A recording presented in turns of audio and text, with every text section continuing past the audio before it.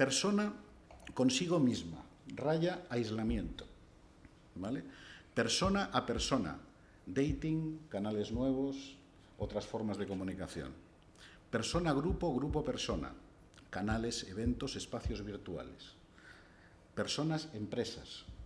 Ahora mismo la selección de personal, el reclutamiento también se basa en tu presencia en las redes sociales. Puedes perder un empleo por opiniones vertidas en Facebook.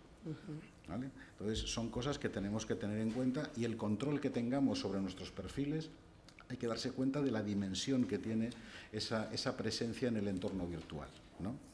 Persona, administración, derechos digitales, derecho al olvido, derecho a la modificación de tus datos, derecho al control de la información que te afecta, una serie de cosas que están ahí y que muchas veces no tenemos en cuenta, o que pensamos, bueno, como decíamos, es el precio a pagar, ¿no? Y persona, gobierno, Estado, control. Ejemplo chino, por ejemplo, de tu perfil como ciudadano, y en función de tu comportamiento cívico, como según los cánones establecidos, acceder o no, o que se te denieguen o no determinadas facilidades, certificados, accesos a cosas, en función de tu comportamiento que está siendo monitorizado.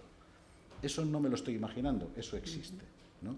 Entonces, digamos, para que en nuestras cabezas pensemos realmente, cuando tenemos esas relaciones o ese contacto con el mundo digital, de qué estamos hablando.